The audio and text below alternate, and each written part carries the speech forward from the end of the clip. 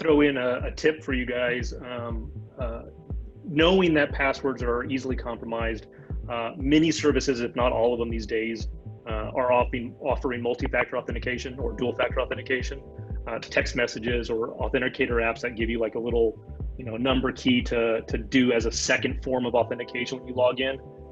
That's a great way, if you don't have that already, to enable on as many services as you can, because if a person has your password, it's a second hurdle that they would have to get through to try and get that second form of authentication, which is very difficult. So I always recommend, if you have the ability to enable that on as many services as you can. And I know it's difficult these days, especially with varying levels of technical abilities within your user base.